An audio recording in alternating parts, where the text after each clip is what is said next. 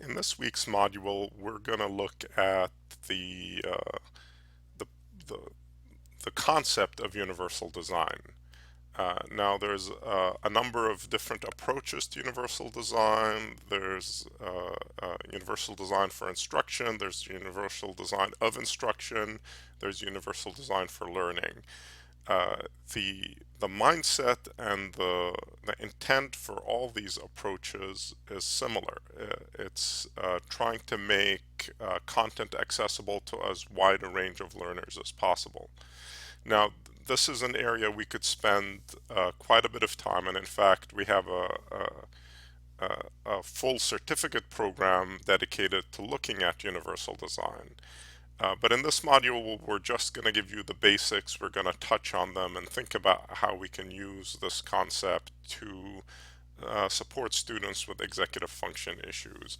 Unfortunately, we're not going to be able to delve as deeply into it as we do in our other programs, but I think this will at least give you the basis to start thinking about the universal design mindset and how it can improve access in your classroom or in your other work settings.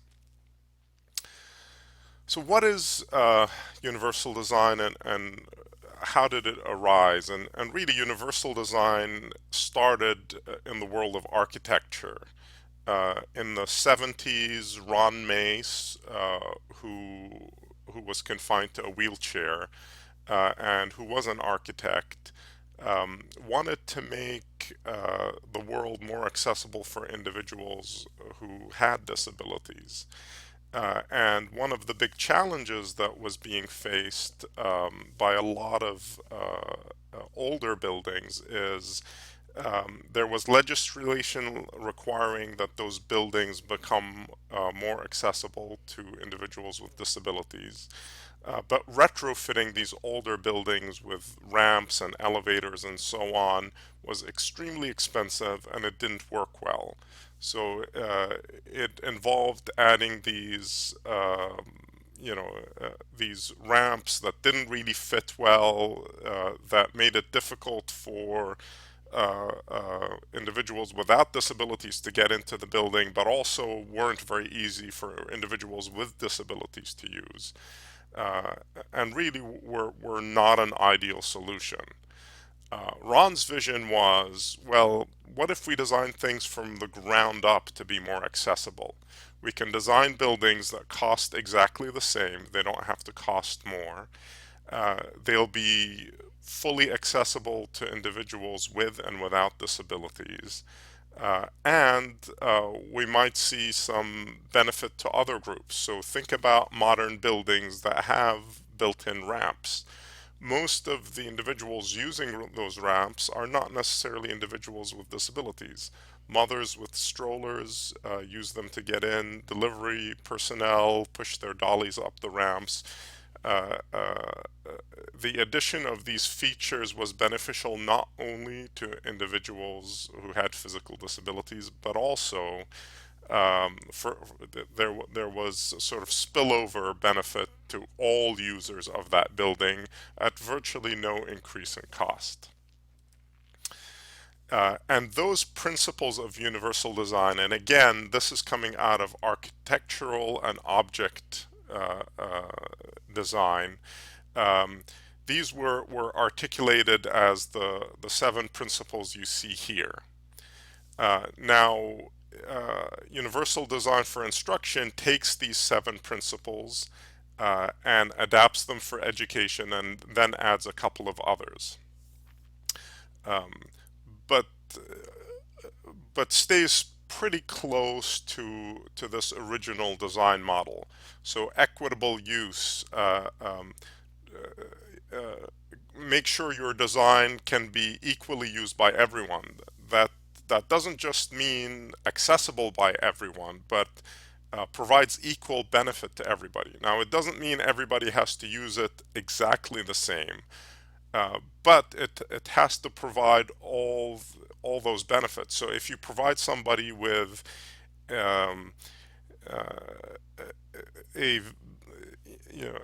so let's assume somebody has a visual impairment, and you provide them with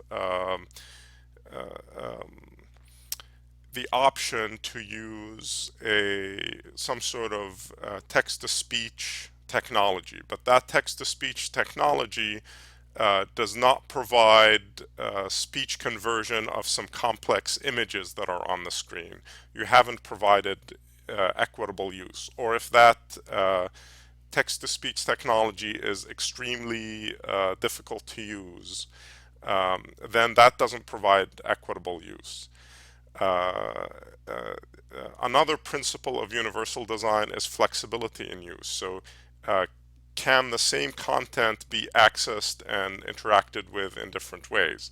Make sure content is simple and intuitive. Simplify the language, keep it clear. Make sure information is perceptible to everybody. So thinking from a classroom perspective, can the person sitting in the back hear and see you? Are there visual distractors that may interfere with a student's ability to look at content? Tolerance for error has do assessments allow individuals to make mistakes and learn from them? Uh, uh, can we allow that important learning element to be something that students embrace rather than fear and shy away from? Low physical effort. This often also gets translated into low cognitive effort and connects to some of the ideas of cognitive load we've talked about previously, but uh, can we minimize the elements involved in the activity that are not integral to the learning of the individual? And size and space, you know, being accessible to all learners. So do you have a learning environment that is inviting to all individuals in that classroom? So I've been in some classrooms where individuals with who are in a wheelchair have a specialized desk, but the desk is in the back corner of the classroom. Well, yes, there is a desk there, and it provides a location for that individual to be, but it also segregates the individual, so they're not an integral part of the classroom. It's hard for them to interact with their peers. It's hard for them to be an active participant in the discussion. It does not give them the same classroom experience that their peers are getting. So essentially, this is where universal design started and how it's been adapted for the learning environment early on. So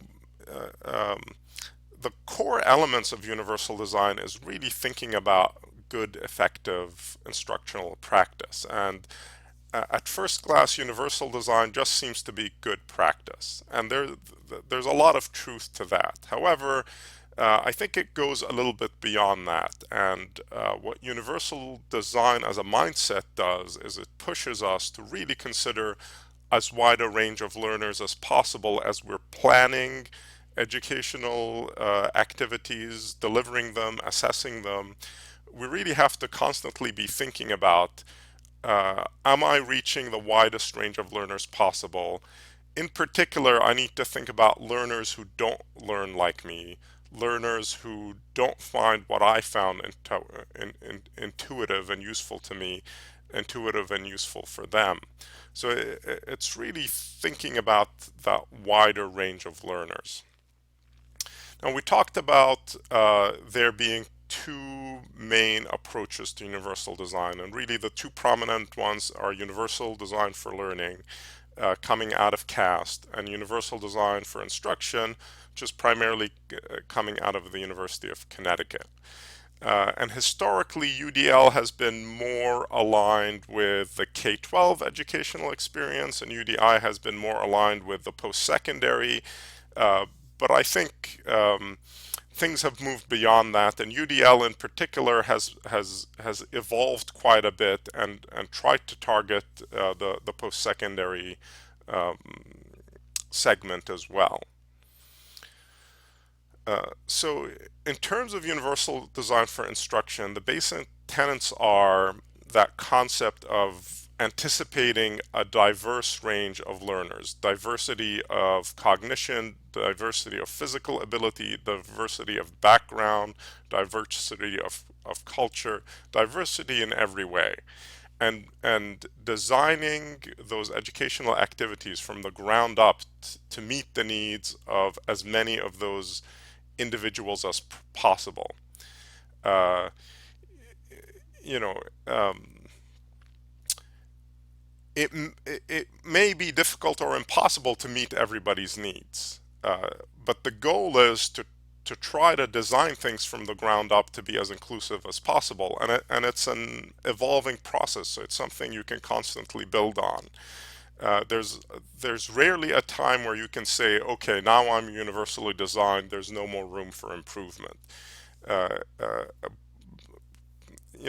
I'm always skeptical of seeing the universal design stamp put on a product or an activity or claimed by some vendor, because there's really no criterion after which you can say this is universally designed, this is not.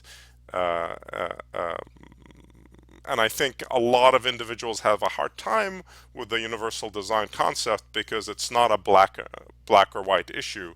It's a it's a it's a mindset and a process, and it's something you can work towards, but isn't something that you can sort of check off. I've achieved it.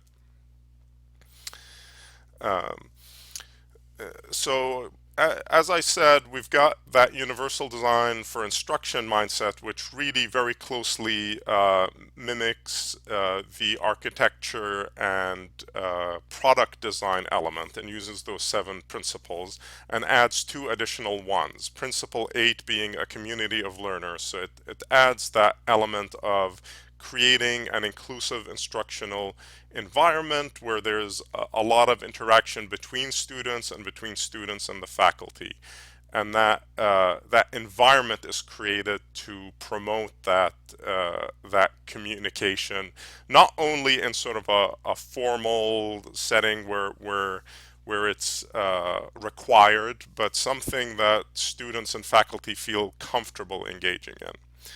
The 9th principle is creating a positive instructional climate. So here, this is taking the elements beyond merely creating an accessible environment, but creating a climate around that environment that's open and inviting.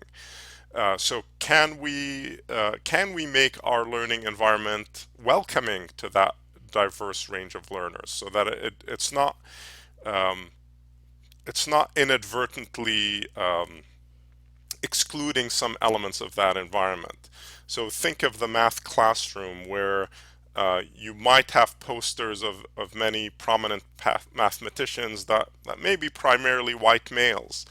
And what's the impact of that on non-white and or non-male individuals in that classroom? So how can we create a learning environment that's inclusive of everybody, that's inclusive of individuals who learn differently and accepting of their differences, yet maintains high expectations for everybody in that classroom? The other element of universal design or approach to universal design is universal design for learning. And with UDL, the approach really takes a step back and rebuilds the principles from the ground up. We're going to talk about it a little bit more in the next micro unit, but essentially UDL focuses on multiple means of representation, multiple means of action and expression, and multiple means of engagement. And I'll go into the specifics of those and how they align with these networks as we look at the next micro unit.